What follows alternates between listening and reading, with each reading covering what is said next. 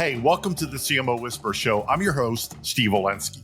Part marketing practitioner, part ad agency veteran, part journalist. I was a writer for Forbes for 10 years. I've had so many insightful conversations over the years with business leaders, to athletes, to celebrities, to, of course, CMOs. The only difference now is instead of sharing those insights through written form, I'm doing it this way. My guest this week is Randi Stipes, the Chief Marketing Officer at The Weather Company, one of the world's most trusted brands and most accurate forecaster. No stranger to marketing transformation, Randi challenges marketers to think differently about the weather and its business implications for every industry. Randi's career has been as straight as a circle. I've heard that before. With nearly 3 decades in media and marketing, she has served in a variety of functions across product, editorial, sales, and marketing, all providing her with a unique experience to unlock creativity and high performance on the teams she manages. In her previous role at IBM, she led developer marketing and brand advertising, where she was instrumental in launching IBM's brand platforms, Let's Create. She has received the industry's top recognition and awards from Cannes Lions, Drum, Festival of Media Global Awards, and many more. She is proud to be part of the 2024 award-winning Weather Kids Global campaign, created in partnership with the United Nations Development Program, World Meteorological Organization, and the Weather Channel, which calls for urgent climate action for future generations. And finally, as an advocate for positive industry and societal disruption, she sits on the boards of the Ad Council Bridge and the OAAA Brown Council. She is also a mentor at the Marketing Academy. Ooh, that's a mouthful, Randi. Welcome to the show. Thanks so much, Steve. Long-time listener, first-time caller, so thanks for having me. You were the first guest to say that, and my respect for you just went way up. Well, I mean, you are the CMO whisperer. Come on. You know, and for those who we just met, for the first time, like less than a month ago, and it seems like I've known you forever. Yeah, I feel like we hit it off immediately, so I've been looking forward to the conversation. I cannot wait to jump in. I know my listeners are going to learn a lot from someone like you. It's going to be a great call. Okay, so let me start with the growing influence of weather in business and how marketers can leverage weather-driven insights into their marketing strategies. That's a lot, right? Yeah. And I think there's some disconnect. Like, wait a minute, why do I care about the weather if I'm a marketer? So let me start with CPG brands. Why should CPG brands consider a weather-driven marketing strategy? Yeah. Well, first, before we even get to the brand implication, let's just talk about the weather for a minute. Because I think we need to put this in context. Perfect. I'm not saying it like, let's talk about the weather like we would as casual dinner party conversation, because the weather has become, I feel like, anything other than casual dinner party or cocktail conversation. You know, extreme weather is the world's number one risk, according to the World Economic Forum. Just recently, the UN reported that the top 10 hottest years on record have actually happened in the last 10 years, including 2024, which was the hottest year ever recorded. And so weather is becoming, I could go on with a lot of the stats, hurricanes, forming earlier and intensifying more rapidly. Bottom line is that weather is becoming more and more volatile and more pronounced and influencing our lives, I feel like, in a way that we have never seen before. And so it is paramount for every brand across every industry to have a weather strategy. When we think about it, and I'll bring this back to CPG, but it really goes deeper, why a brand should have a strategy is that weather, I'd like to think of as it's the ultimate contextual accelerant. When we think about it, number one, it's local, right? It's emotional, and it's constantly changing. And so I feel like savvy marketers, CPG and beyond, recognize that weather has a very nuanced impact on consumer behavior and emotion. So as weather patterns are becoming more erratic, their impact on consumer behavior is intensifying, and that makes weather-based marketing even more crucial. And so we've seen time and time again that brands that are able to come in and leverage this real-time kind of granular weather data and understand its nuanced influence on consumer choices, they're the ones who are creating campaigns that really connect meaningfully with consumers and deliver those tangible business results. So do you think there's a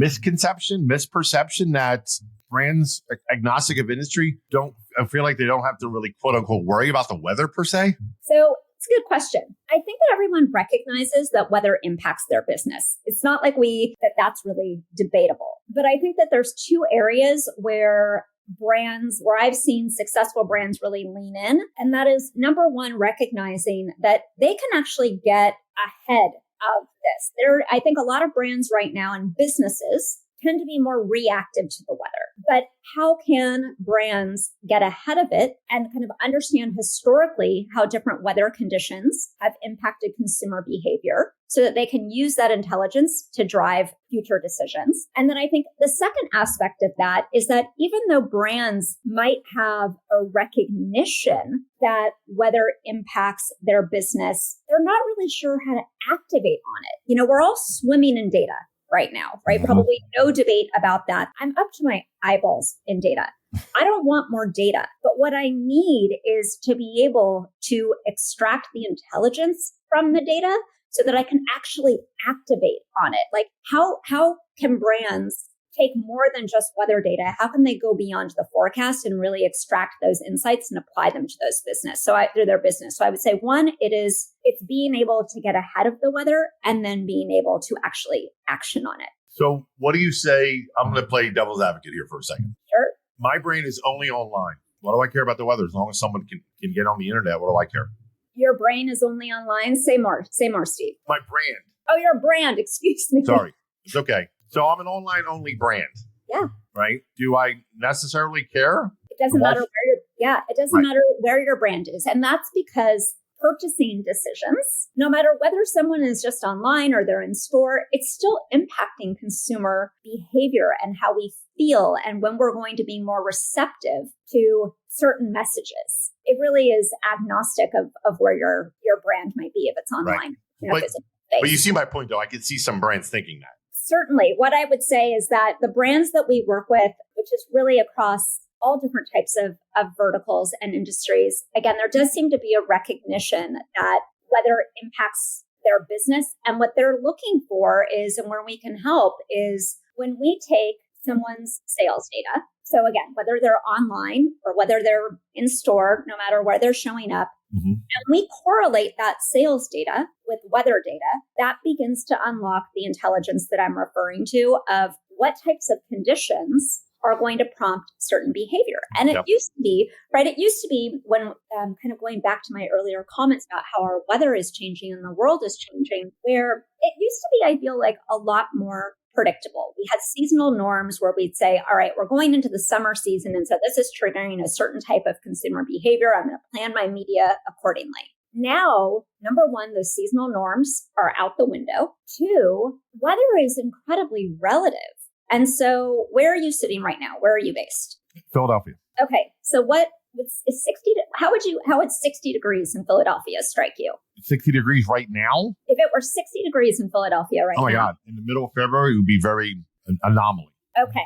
So warm, right? People might be starting to go and dine al fresco or putting on different clothes, buying different products. So I'm in Florida right now. 60 degrees, according to my bones, it's a little bit cold. That's going to prompt very different behavior for me than for someone sitting where you are. And so understanding that it's also not a one size fits all equation, that weather is relative and therefore in turn makes people behave differently and be receptive to different types of things depending on what their internal temperature is telling them. So there's definitely a psychological and emotional side to this. Yeah. No question. Really interesting. Okay, I want to get back to it. I got a little ahead of myself earlier because I was so interested to talk about CPG brands, right? And I noticed a couple great case studies we're going to get into. But just agnostic of the case studies for now, just CPG brands in general, if you're talking to them and why they should consider creating this, as you call it, a weather-driven marketing strategy. Again, I think it goes back to because we can help them understand the consumer behavior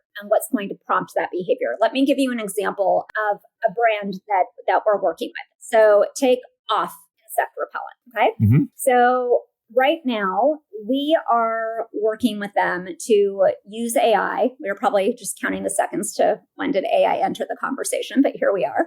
We're working with them to use AI to help understand weather's impact on mosquito activity. And what they're doing is using this intelligence in their marketing to educate and keep people informed during peak mosquito times. Again, that's changing now because the physical weather conditions are changing. And as a case study, they are seeing tremendous results.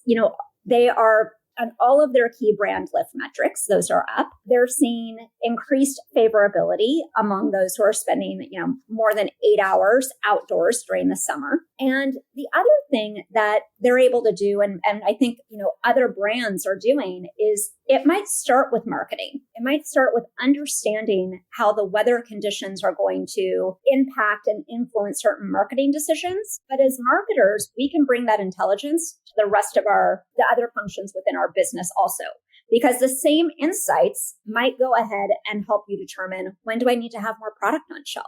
Right. What should my pricing strategy be? Looking at supply chain. And so I feel like marketers have a real opportunity to kind of be a hero within their organizations, or at least be a uniter within their organizations. Going back to the point that we're all swimming in data, if it can start with a marketing use case and you can kind of prove that out, you then have the ability to go ahead and bring that same intelligence to the rest of your organization to drive business results. Yeah, it totally can permeate other departments for sure. Yeah. That's where I think it gets really interesting, right?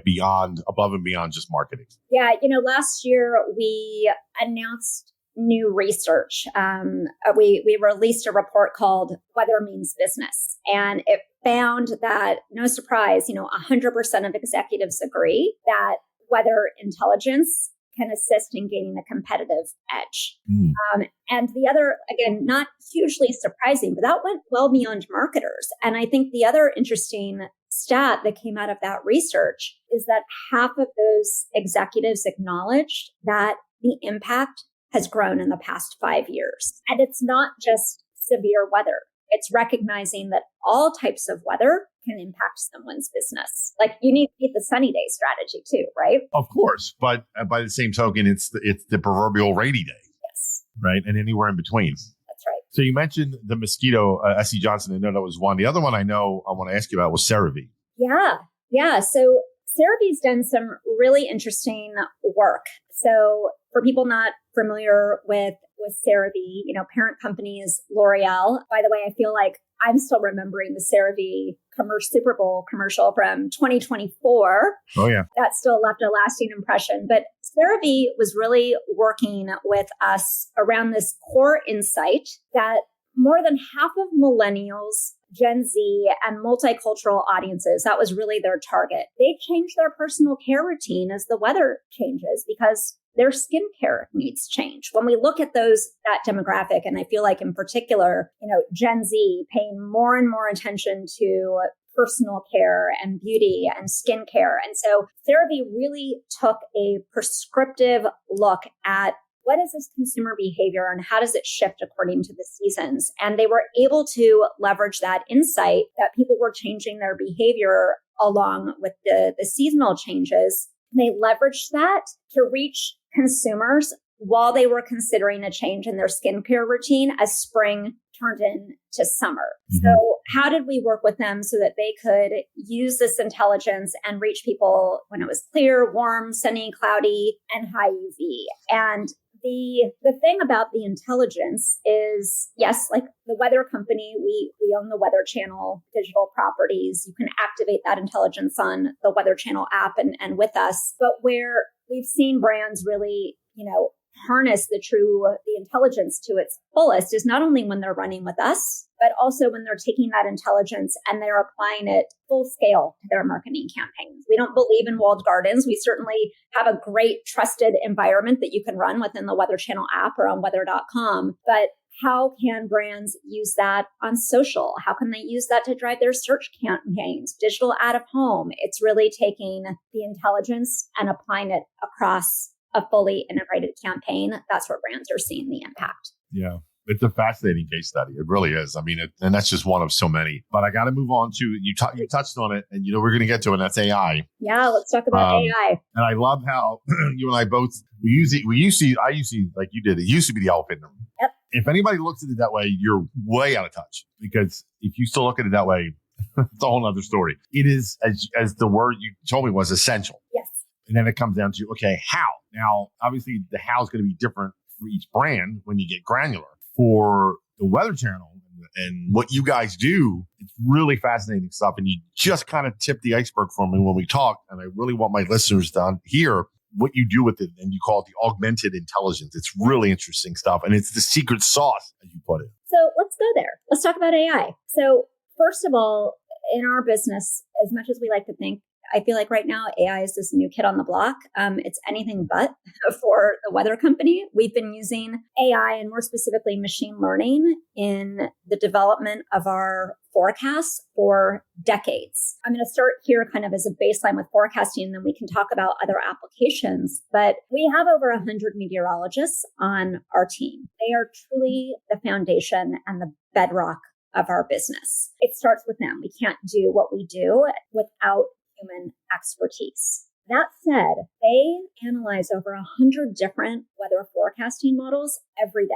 They can't do their jobs effectively without AI, without technology to look at all of those models and ultimately kind of come in over the top with the human expertise and determine the most accurate forecast. We're not the most accurate forecaster by accident. There's a lot of human and machine kind of working hand in hand. That's why we like to think of it as augmented intelligence. How can it augment the human expertise? And so it's something that we have been very familiar with and that we have been using actively in our business for decades. I think going beyond that, what we're doing now is using AI in a few different levels. First of all, we're using AI to going back to unlocking the intelligence. We're using it in our own consumer properties. So when we think about the Weather Channel app, for example, we're using AI to create more relevant and engaging experiences for the 360 million people who come to us, on any given month. Steve, your experience when you come to the Weather Channel app should be very different than mine.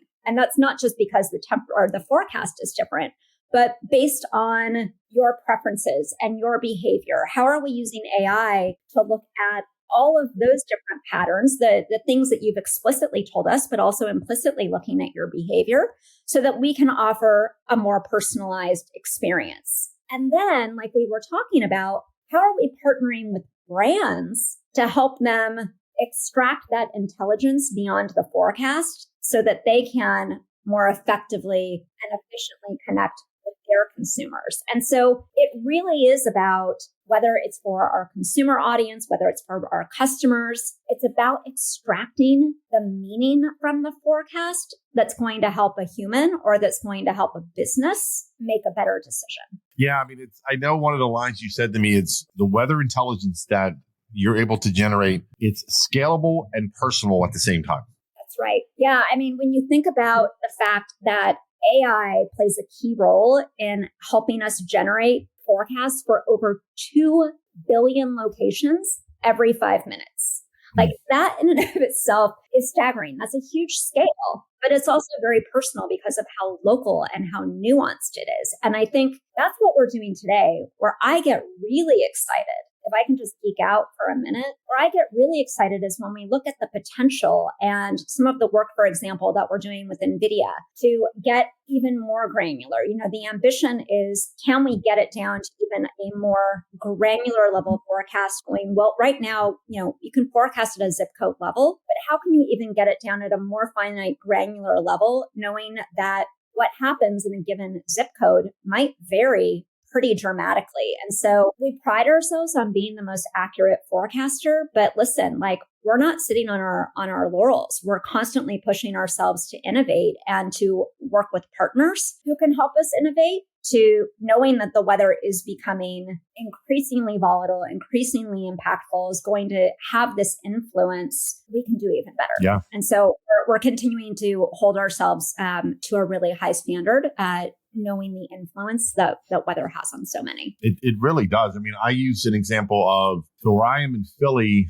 I'm pretty far away from where the sports stadiums are. Yeah. Okay. Well, if I know I'm going to a game, it's an outdoor game, obviously, if it's indoor, but either one. But I don't look at my forecast for my neighborhood per se. I want to know what the forecast is there. Yep. Even though it's technically the same city. That's right. I mean, it is so incredibly nuanced. And I think Yep. we're going to continue to see that trend. Exactly. All right, I want to pivot to your career. And I love that we both have that straight as a circle. Yeah. And we also share the broadcast journalism, or the journalism, mine's not broadcast, but background to what you and I eventually did or are doing, in your case, the marketing side. I'm curious for my own benefit. What were you doing in broadcast journalism? Well, I was dreaming. These were early days.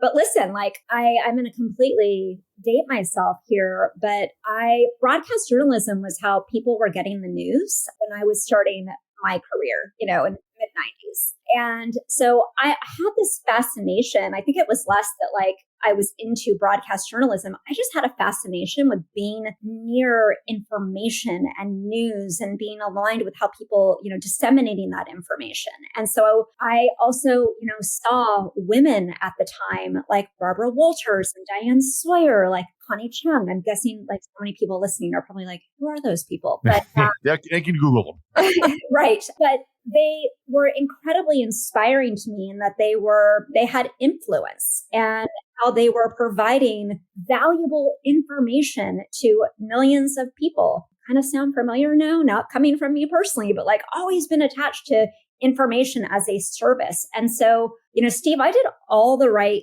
things, because I thought I was going to be a broadcast journalist. I went to school for it. I did all the internships, and it was my first paid job out of school where I was working in a newsroom in an affiliate in Sacramento, California. And, I was junior most person on staff, and that was fine. Like you had to start somewhere. And the news director said to me, I need you to figure out how to build a website for the TV station. Now, today that would be like, no big deal. Great. Like we'll stand something up pretty quickly. But in the mid 90s, when we were all learning about the internet, that was a pretty tall order. But what it did is it fundamentally, one, I would say like life lesson taught me like the great gift that you can gain and having that big challenge and getting comfortable with getting uncomfortable. But number two, it completely changed the trajectory of my career and kind of catapulted me out of a broadcast space and more into a digital era. And that has continue to be very exciting because I think what we've seen is a continuous trend and evolution in terms of how people are consuming information. Like, as we're looking at mobile and we're looking at social and we're looking at gaming. And so I sort of became a marketer by accident in the latter part of my career, if you will. But the one thing that's been consistent is kind of my huge fascination with information and wanting to be on the side of figuring out how to get information to people in a way that they can trust. I will take it a step further. Yeah. And go on a limb that you're going to agree with what I'm about to say, because I agree with everything you said and I have the same path. But one of my strengths, and I know it's one of yours too, is not only having the information, Randi, but being able to put it and tell a story around it. No question. Bringing it back to weather for a minute, like you can get a forecast a lot of different places. It's how we're contextualizing information, the story that we're building around it to make it relevant and interesting and compelling. And by the way, like for some people, that's giving you a radar map. For other people, that's kind of call it, I was going to say old fashioned, but I won't judge, but like woman or man in front of a map. But now, you know how a lot of people are getting their weather information? Probably won't come as any surprise. Like they're searching for it on social platforms. They're on TikTok and using TikTok as a search engine. And so that's why also we're trying to modernize our approach by partnering with TikTok, for example, where if you go in, and right now we have a beta with them, where if you're in Australia, New Zealand, or Canada, will soon be coming to the US, and you're searching for your local weather, if someone goes in and they type in New York weather, it's our weather that comes up because we're cognizant that we've got to meet people where they are and we've got to contextualize the story in a way that's going to be appealing and interesting to them. Especially juxtaposed over what you just said not long ago. And it's so right. There's so much data. Oh, gosh. Yes. And we're just in a tsunami and it's growing and it's growing and it's growing. And then it's very easy for a consumer because, oh, by the way, and I always like to not so gently remind us marketers, we are consumers too. Because sometimes we forget you can get overwhelmed with all the data. Yeah. And again, it's not a one size fits all. And Nope. so we're really trying to be mindful that whether we're building a new feature in our owned and operated properties or doing these partnerships, like it's going to sound incredibly obvious, but it's worth, we can't overstate it, that we need to listen to our customers. We need to listen to our consumers and be able to give them the information in the way and the stories in a way that is going to be relevant to them. What a novel idea. Listen to your customer. I mean, listen, we all say it. We all try and preach it. Right? I know. How many of us are actually doing it? You're right. We all claim to be customer focused, customer first, blah, blah, blah. I know. You're right. That's a part 2 for our conversation. How's that? I want to be respectful of time. And before I get to my random 5, which if you're a listener, I end every episode with some 5 fun random questions. But before I get to that, I want to give you the platform to talk about what you do at the Marketing Academy and empowering the next generation of female marketers, because that's more than anything that you're doing. And I'm highly impressed by all that you've done. I am such a big believer myself of paying it forward. And I absolutely want to give you the platform to tell my listeners about what you're doing with the Marketing Academy and why it's so important to you. Yeah. Thank you so much for the opportunity to talk a little bit about this. And so I had the great fortune of participating in a fellowship program through the Marketing Academy. If people aren't familiar with the Marketing Academy, I would strongly encourage you to take a look. It is now a global program, started in the UK, but now has presence certainly in the US and Australia, EMEA. And there is both fellowship program that is geared more towards CMOs, as well as a scholarship program that is geared for, I would say, aspiring CMOs. And what it is really it's a development program that is based on both curriculum, textbook curriculum, guest speakers, and really a phenomenal network that the Academy has brought together to help further develop emerging marketers and leaders. And so I had the great fortune to participate in the inaugural class the inaugural fellowship class in the US, and just tremendously benefited from the information from the network, many of whom I'm still in touch with, and felt like the least that I could do based on that experience, as well as others outside of the Marketing Academy who have been so generous and so kind to me in my career, is pay it forward, to your point. And so it is probably the thing at this stage in my career that brings me the most joy and satisfaction. So it's a little bit selfishly motivated also. And that through this program, I have an opportunity to meet with marketing leaders around the world and hopefully, really have a conversation with them and better understand their challenges, their opportunities. I think that when we kind of get outside of our organizations and we talk to our peers, we talk to people in other companies. One, there's great empathy in that. We recognize that a lot of the things we might be facing on a day-to-day, we're not alone. And having that external perspective, I think, is so helpful and brings so much clarity. And so if I can do a small part to help someone in their journey, that's what drives me. And I think the biggest gift has been in return is that, there's mutual benefit. I am so inspired by and so incredibly encouraged by the talent that I see out there. It gives me tremendous optimism that despite the chaos that's happening in our world today, when I look at our profession, the level of creativity and I would say commitment, not only to our craft, but commitment to just stronger, better leadership, that's incredibly inspiring and gives me a lot of hope. It really does. I feel the exact same way. I could not agree more. Okay, let's have some fun. We wrap up. Random 5. I pull 5 random questions from this massive database of questions. Okay. Number 1, if you could write a letter to your future self, what's one thing you would say? Stop worrying less and start taking more risks and having more fun. You don't need to have the master plan. You just need to have the confidence and the guts to put yourself out there. Okay. Second one, total irony. It's going to take a look back. I was going back. I was doing letter to myself looking back. No, this is your future self. Oh, the first one was letter to future self. Yes. Okay. So you're going to write something today and you're going to open in 5 years. It would be stop, take a deep breath, look at the impact that your team, your organization, and you are making in the moment. Focus on that impact and the influence and recognize the good that you're doing. Okay.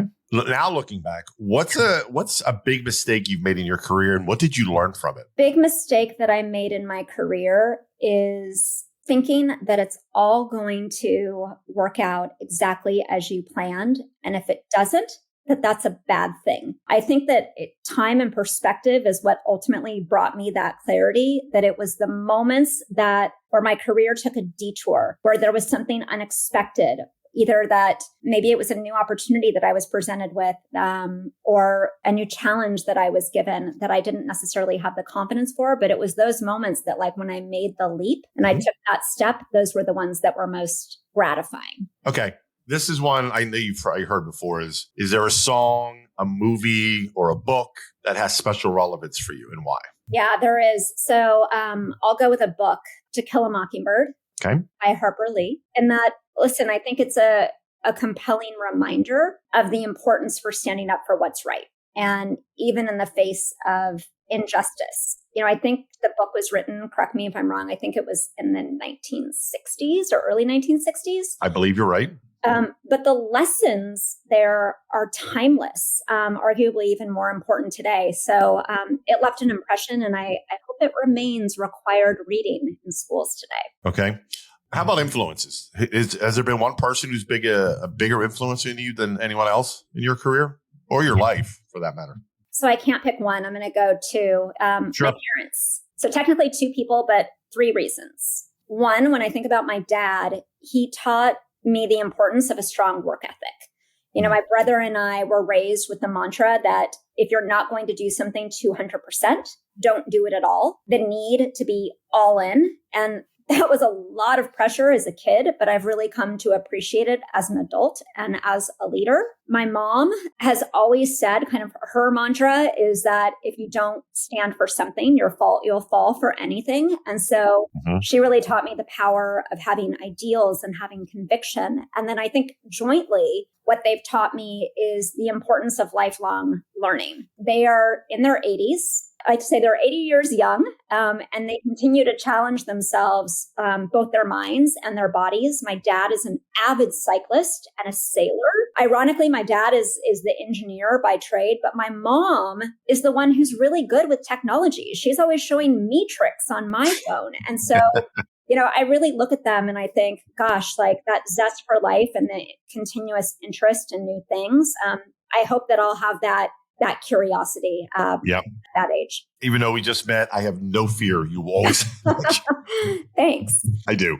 Listen, we're up against it. What an amazing conversation. I absolutely want to have a part two because I think you're amazing and very, very knowledgeable, but very just easygoing. So thank you so much for your time.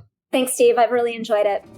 Well, that wraps up another episode of the CMO Whisperer Show. I hope you shared this episode with your friends. And if you have not already, please subscribe to be kept up to date on all the latest episodes. And if you're so inclined, leave me a review on your favorite podcast platform. Thank you.